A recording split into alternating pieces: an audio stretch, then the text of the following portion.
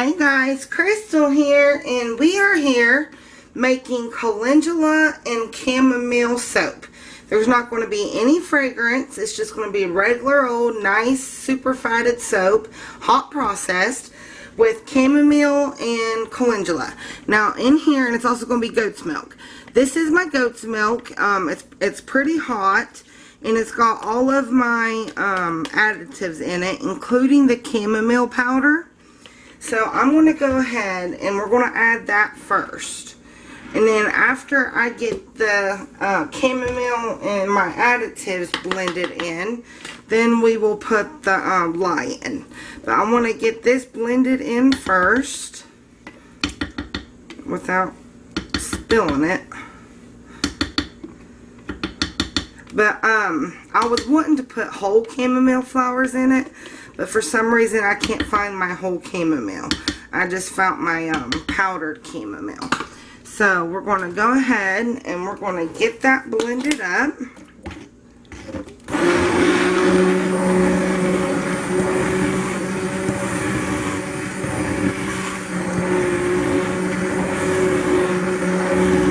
Now remember, this is goat's milk and aloe, so it's going to separate.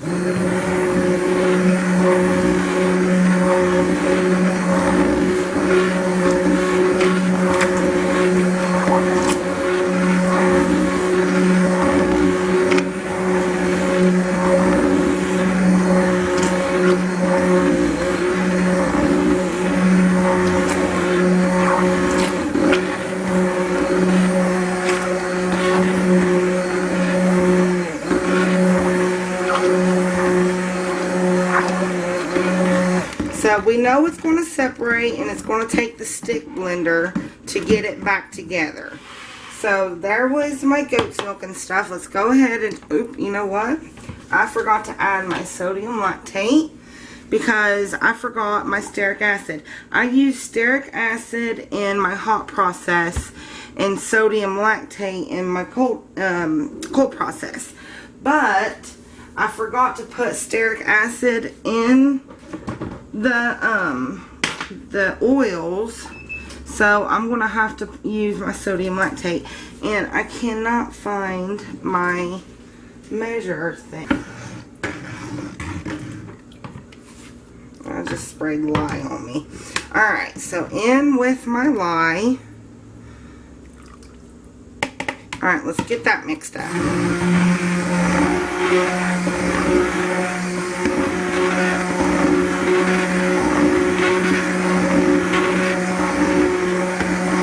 Now it's turning a funky color because of the chamomile.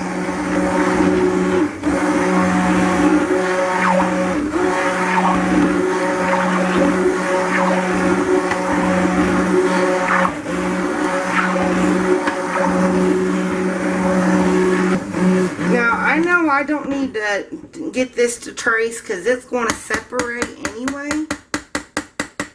I need to find something to put that on.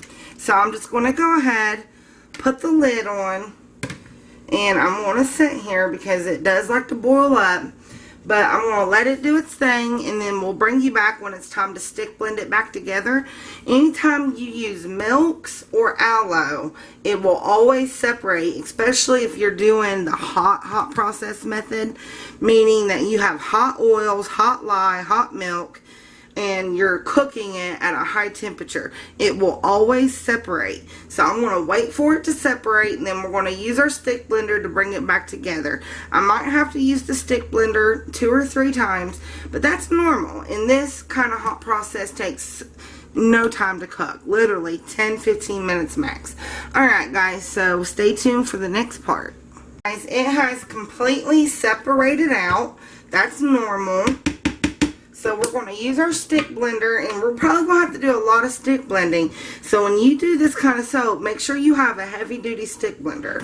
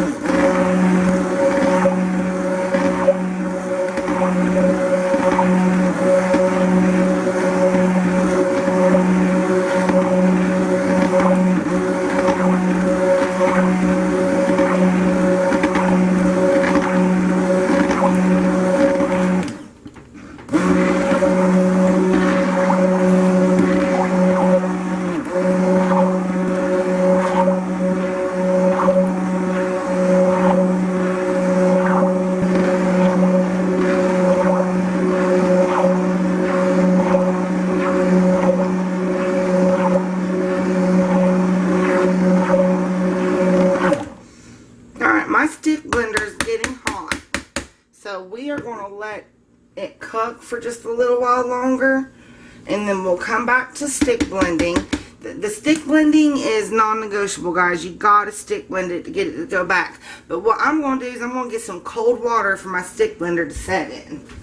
I've been stick blending for about 10 minutes and it's starting to come together.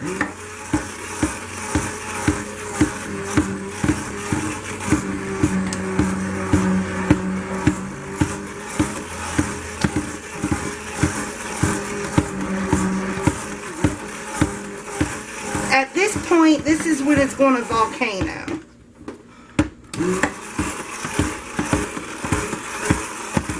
See how it's coming together? It fully separated, and now we've stick blended it and it's coming back together.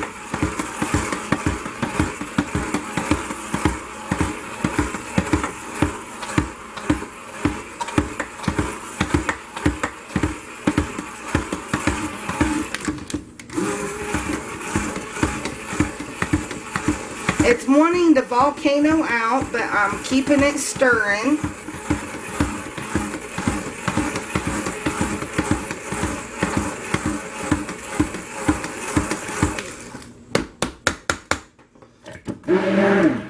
See how it's rising? You need to stir that down.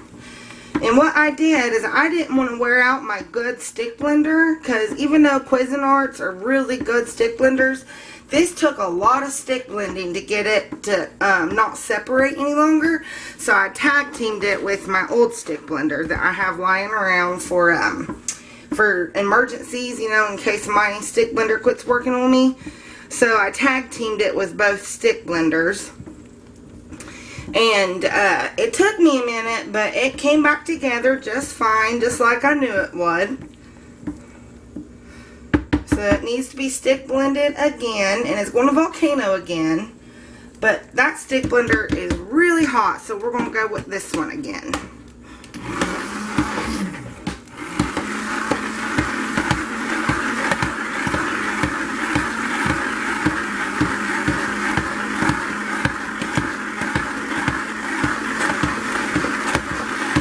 And it's an up and down motion, up and down, up and down, up and down. And my wrists are getting very tired.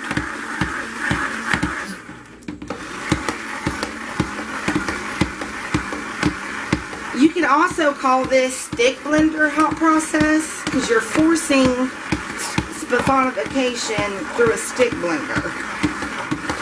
But there's no other way, guys. Well.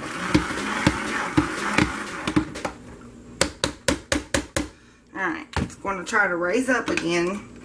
So we let it rise up, because when it rises up, it's cooking the lye out. That's what it's doing.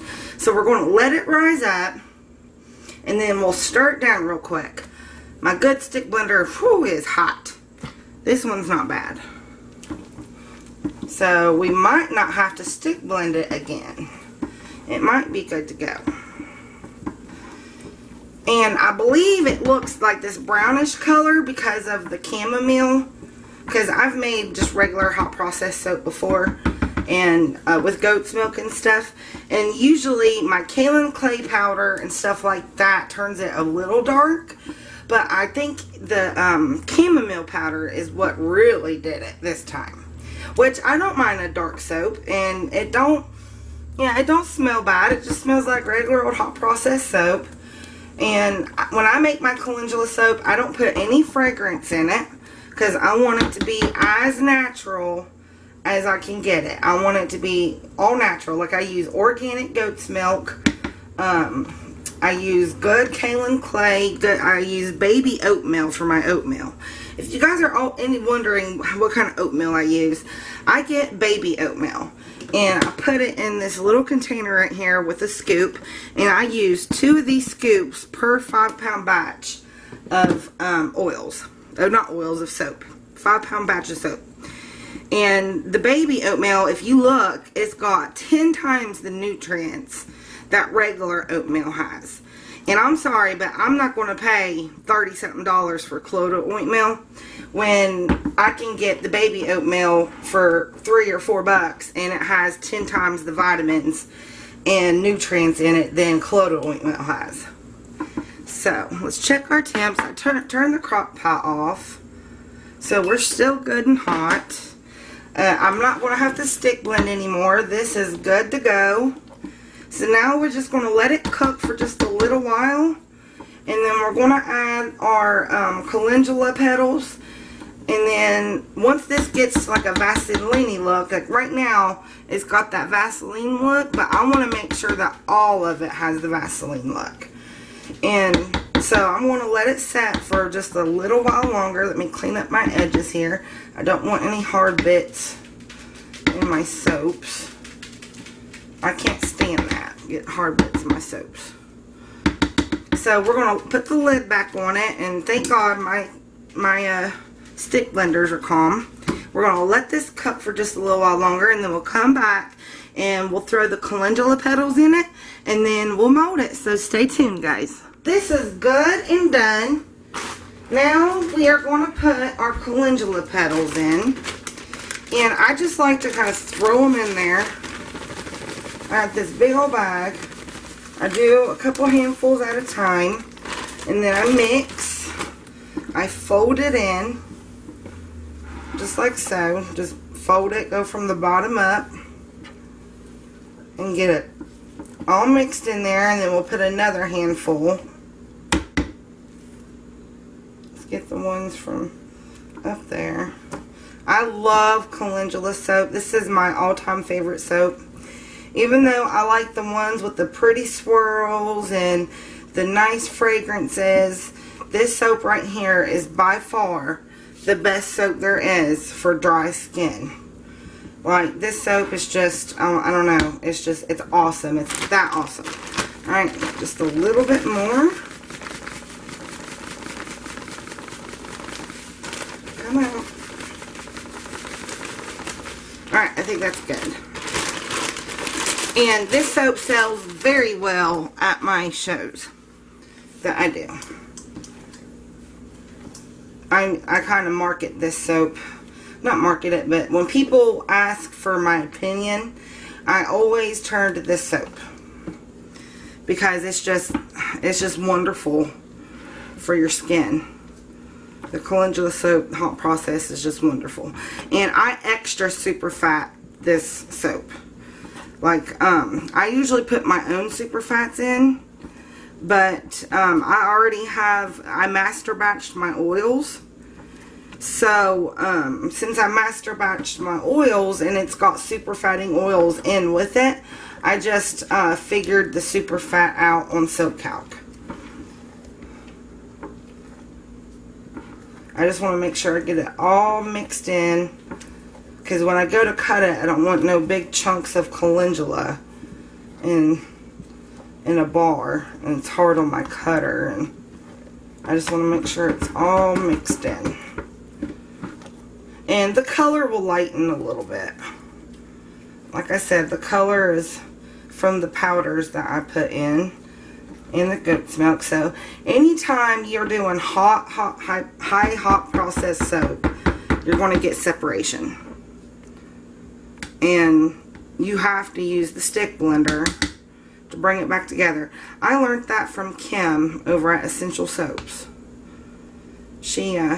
I flipped out the first time I used hot process with goat's milk, where it separated on me. I did not know what to do, and I pitched it. And I actually watched some of Kim's videos and learned that no, you don't pitch it, you just stick blend it. Alright, so get my ladle here. Here's my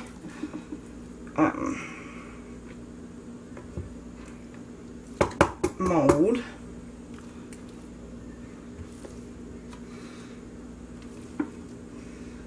I love my little ladle. I like using it to get my oils out of my master batch.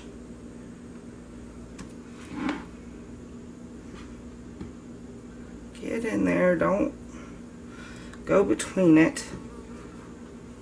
Whoa, mama, that's hot. Okay, I can take those off. Let's give it a little smack down.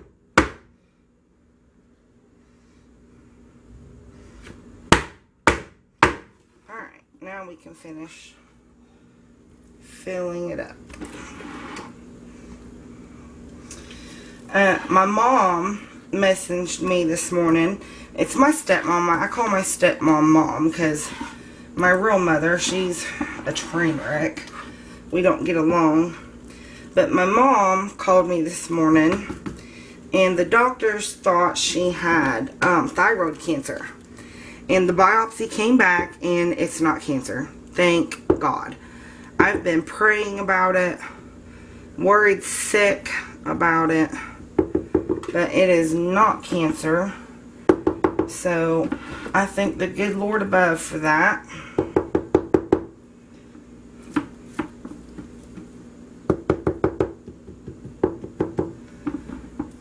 But it was a scary time for all of us.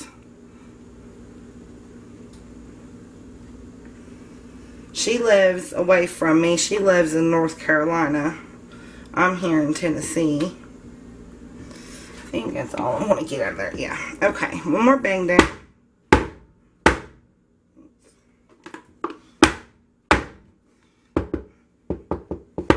Make sure it's even.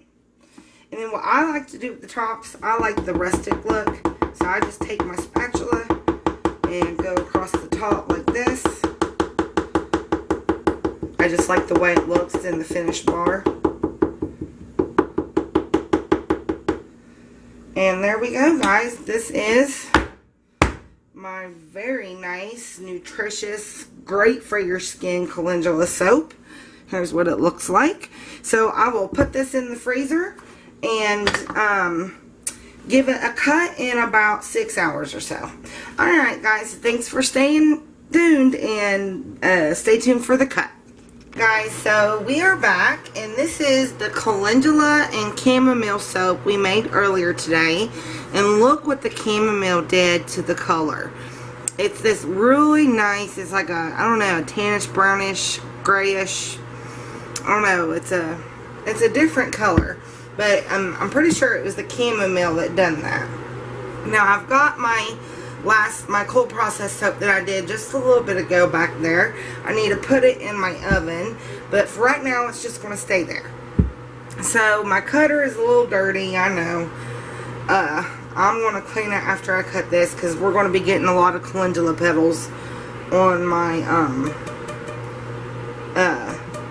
cutter here. And that stupid fly. If you, you'll probably see this video before you see me making this soap back here. I have a fly that will not leave me alone. Alright, guys. So let's go ahead and let's get this cut. And I think I'm going to try to cut it on its side. But here is our calendula soap. Now, I absolutely love this soap. This is my all-time favorite hot process soap.